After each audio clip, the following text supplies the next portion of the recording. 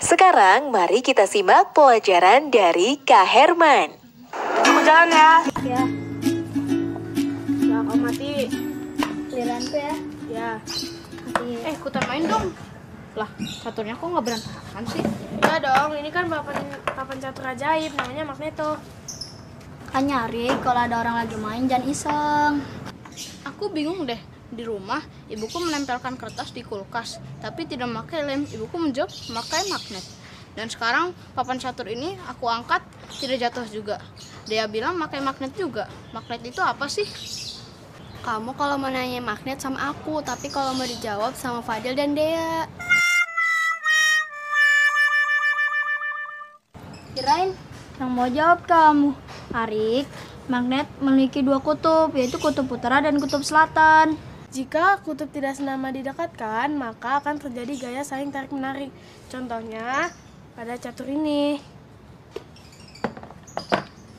Tetapi jika kutub senama didekatkan, maka akan terjadi gaya tolak-menolak. Bagaimana, Arik? Apakah kamu sudah mengerti tentang magnet? Oh, aku sudah mengerti sekarang tentang magnet.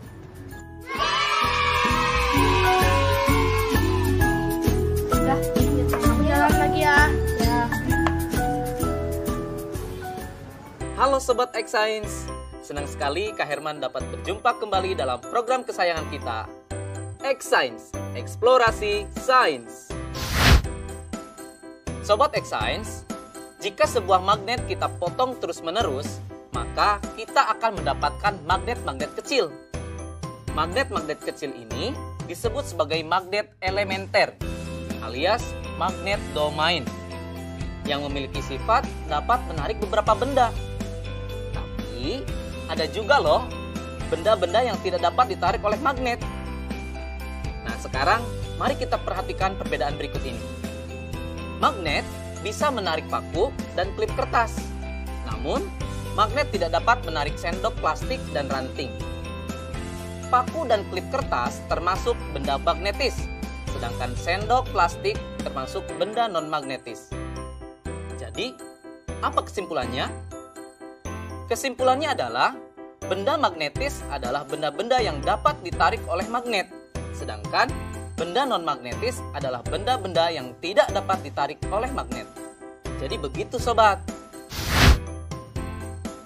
Sobat X-Science, sekarang kita simak apa saja sih sifat-sifat magnet itu.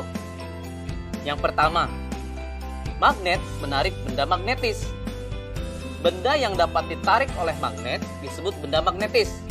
Contohnya seperti paku, peniti, penjepit kertas. Sebaliknya, benda yang tidak dapat ditarik oleh magnet disebut benda non-magnetis, seperti kayu, kertas, dan batu.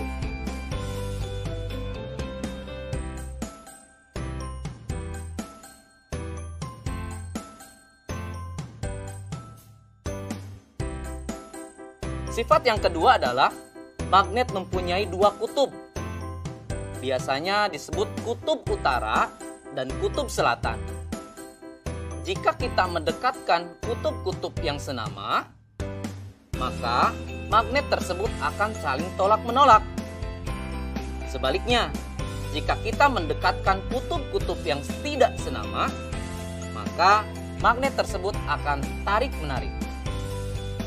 Loh, kok bisa ya Sobat X-Science? Ternyata hal ini terjadi karena arah gaya magnet keluar dari kutub utara masuk ke kutub selatan. Sifat yang ketiga, gaya tarik magnet paling kuat terletak di bagian kutub magnet. Garis medan magnet secara alami berkumpul bersama di ujung magnet. Bagian ujung magnet ini disebut sebagai kutub magnet. Karena garis gaya magnet berkumpul di ujung magnet, gaya tarik paling kuat terletak di bagian kutubnya. Yang terakhir, gaya magnet dapat menembus benda tertentu. Kekuatan gaya tarik magnet ditentukan oleh ketebalan benda yang menjadi penghalang antara magnet dengan benda magnetisnya dan jarak antara magnet dengan benda magnetis tersebut. Bagaimana? Menyenangkan bukan belajar sains? Dengan belajar sains, kita menyadari akan kekuasaan Tuhan Yang Maha Esa yang telah menciptakan magnet lengkap dengan keunikan sifat-sifatnya. Sehingga kita dapat menggunakannya untuk kehidupan dan dapat menambah rasa syukur kita. Saatnya kita bernalar. Yuk, mari kita bernalar ya. Ada satu magnet batang T, U, dan dua batangan benda yaitu P, Q, dan RS. Dua batang benda P, Q, dan RS didekatkan pada magnet TU. Hasilnya ditunjukkan pada tabel berikut ini.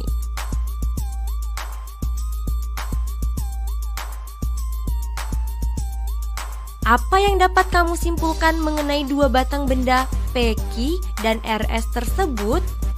Coba jelaskan.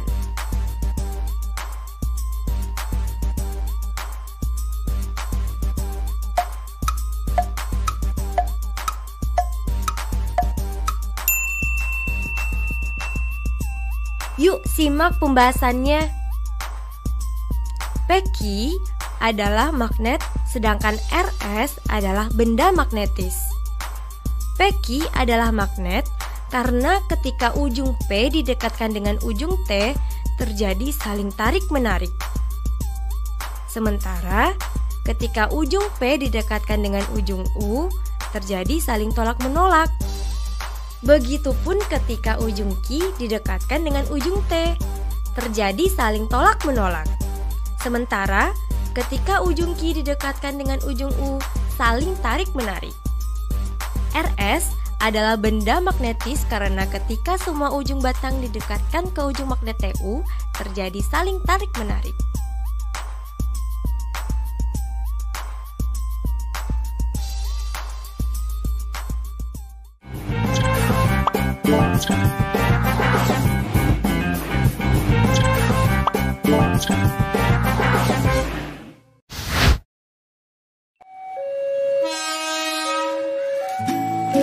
Halo Sobat X-Science, siapa di sini yang tidak tahu kereta api?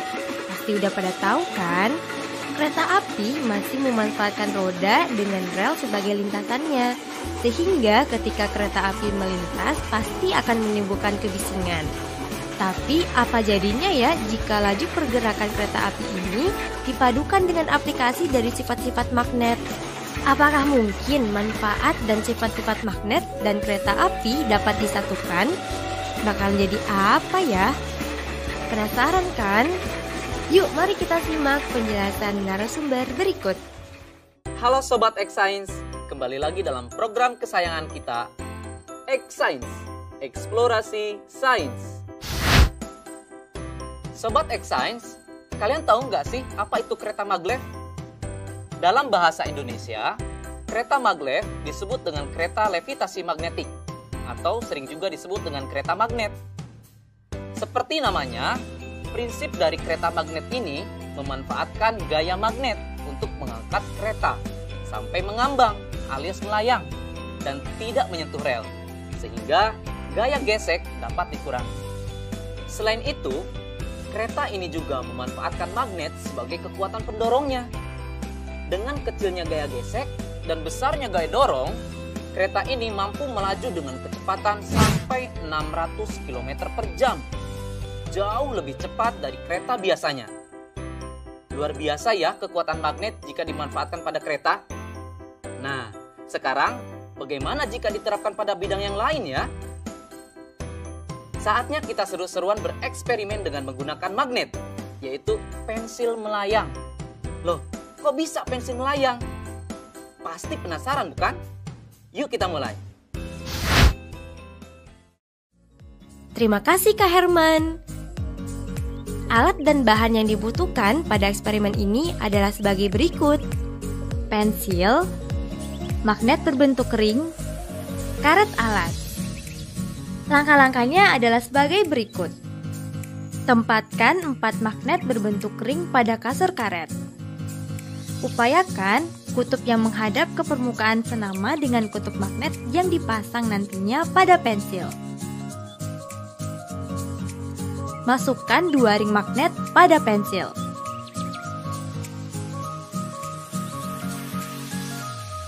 tempelkan pensil pada sandaran kasur karet. Seketika pensil melayang. Nah, kok bisa sih? Sekarang, mari kita amati yang terjadi. Wah, pensilnya melayang. Seru sekali ya, sobat.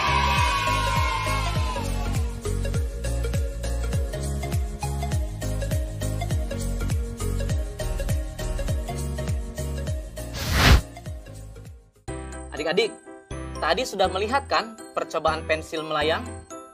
Sudah tahu jawabannya kenapa pensil bisa melayang? Pensil dapat terangkat ke atas dan melayang karena pengaruh dari gaya tolak-menolak kutub magnet yang senama antara magnet yang ada di pensil dan magnet yang ada di styrofoam.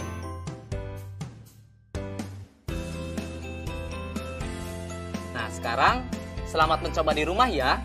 Sampai jumpa di eksplorasi sains berikutnya.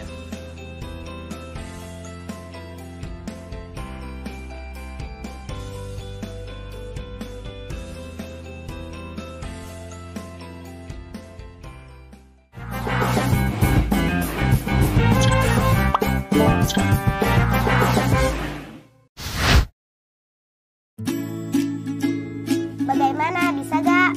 Bisa dong, caranya kita gabungkan kabel ini ke bohlam. Lalu kita hubungkan ujung kabel yang lain ke bawah baterai.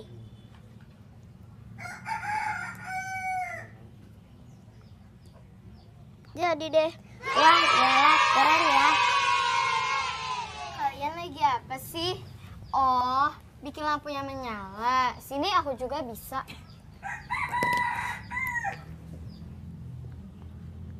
Lihat ya. Simsalabim, menyala. Lah, kok tidak menyala? Pantas kau lupa.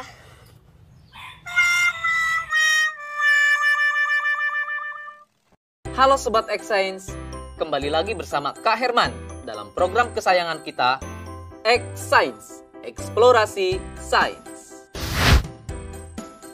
Sobat X Science, tahu tidak kenapa bohlam bisa menyala ketika dihubungkan dengan baterai menggunakan kabel? Itu karena ada arus listrik yang mengalir. Nah, arus listrik itu mengalir dari kutub positif ke kutub negatif, atau dari tegangan yang lebih tinggi ke tegangan yang lebih rendah. Bagaimana ya dengan larutan? Bisa tidak menghantarkan listrik? Baik adik-adik, kita buktikan yuk dengan eksperimen.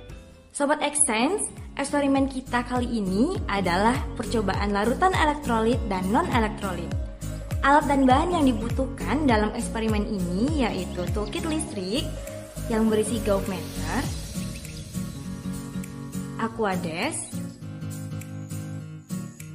air garam,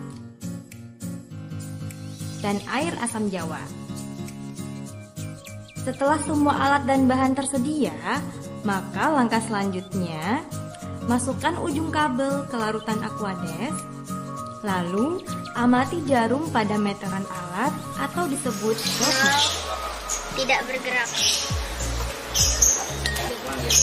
Setelah itu, ulangi proses kegiatan dengan menggunakan larutan air garam dan larutan asam jawa. Perhatikan pergerakan jarum pada gauge meter.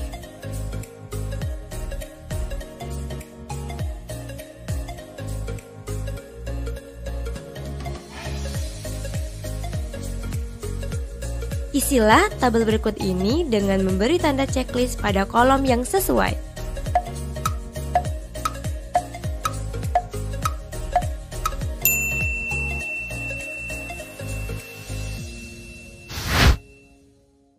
Sobat X Science, sekarang kita simak ya penjelasan hasil eksperimennya.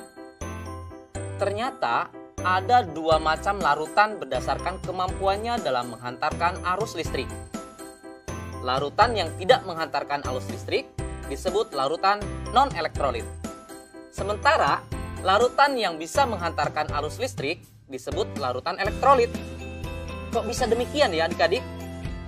Begini, kakak jelasin ya. Larutan non-elektrolit tidak dapat menghantarkan arus listrik karena di dalamnya tidak ada ion. Contohnya air Aquades atau air murni. Makanya tadi dalam percobaan jarum pada gauge meter tidak bergerak. Sekarang, bagaimana sih larutan yang dapat menghantarkan arus listrik? Larutan elektrolit terbentuk dari terlarutnya senyawa elektrolit dalam peralut air, di mana senyawa itu terurai sempurna membentuk ion positif atau disebut kation dan ion negatif atau disebut anion. Pada saat arus listrik melewati larutan elektrolit, ion-ion dalam larutan menghantarkan arus listrik, seperti layaknya dalam kabel. Nah, Sobat X-Science, sekarang kita lihat larutan garam dan larutan Aquades. Jarum pada gauge meter bergerak pada larutan air garam. Ini menunjukkan kalau air garam dapat menghantarkan arus listrik. Kenapa bisa demikian? Garam atau NaCl ketika larut dalam air, garam tersebut akan terurai menjadi ion-ion, yaitu ion Na+ dan ion Cl-, yang kemudian mereka terurai, berpencar saat di dalam air. Begitu penjelasannya adik-adik. Menyenangkan bukan belajar sains? Sampai jumpa di eksplorasi sains berikutnya. Nah adik-adik, dari tayangan tadi kita belajar kalau air garam dan air asam jawa bisa mengantarkan arus listrik. Sekarang waktunya menjawab pertanyaan. Siap-siap mencatat ya. Pertanyaannya adalah, kenapa air garam bisa mengantarkan arus listrik? Dicatat ya, kenapa air garam bisa mengantarkan arus listrik? Nanti jawablah pertanyaan ini sebagai tugas di rumah ya. Kerjakan pertanyaan dengan bimbingan guru atau orang tuamu. Sekarang adik-adik belajar di rumah aja bersama Kak Herman hanya di TVRI. Adik-adik ingat selalu untuk mencuci tangan dan menjaga kesehatan untuk mencegah penyebaran COVID-19. Sampai jumpa lagi.